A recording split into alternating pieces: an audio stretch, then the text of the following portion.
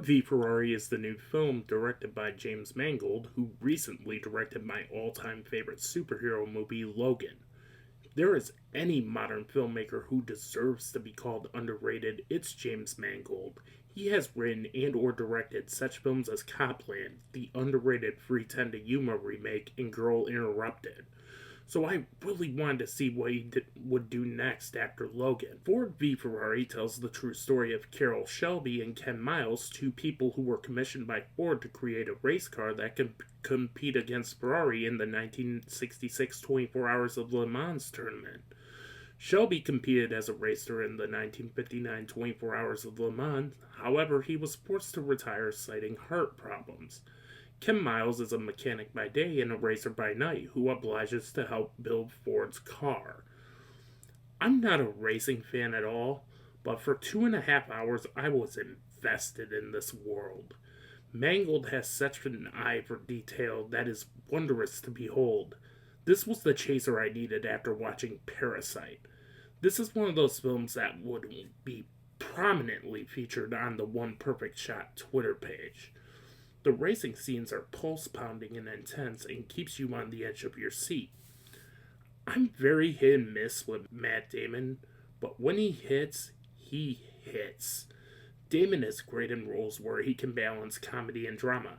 I can play this clip from Eurotrip without sound and Scotty Doesn't Know is already in your head. Damon's Shelby Cooper is an ambitious go-getter who takes no shit from Ford and gets things done, and he's great in this role. Christian Bale's the fuck out of this role. He took this role shortly after completing Vice, in which he put on a massive amount of weight. So in order to lose the 70 pounds he gained for Vice to get into shape for Ford v Ferrari, he simply did not eat, because his character is supposed to be wiry. Christian Bale is so good as Ken Miles. The scenes where he gets behind the wheel shows that he is a master of his craft. This film also has a fantastic supporting cast as well. John Bernthal needs to be nominated for Best Supporting Actor because he was fantastic as Lee Iacocca. If that name sounds familiar, it's because Iacocca was the face of a series of Chrysler commercials. It's nice to see the incredibly underrated Josh Lucas in a movie again, as he plays a sleazy executive with a vendetta against Ken Miles.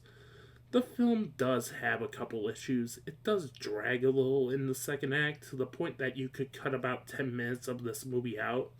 Another issue I have is that it isn't really subtle in its foreshadowing. Ford v Ferrari is an excellent film that made me care about racing. Come for the awesomely filmed and practically shot race sequences, but stay for the great performances in this film. James Mangold delivers a film that is an absolute crowd pleaser, and he did not disappoint me with his follow-up. It's interesting how my double feature with Parasite and Ford v Ferrari was a film that was pro-socialism and capitalism respectively, but the pro-capitalism film was slightly better. I'm going to give Ford v Ferrari a 4 out of 5. Be sure to like, comment, share, spread the word New Realms Media. Follow me on all my socials at New Realms Media. And until then, I'll see you next time.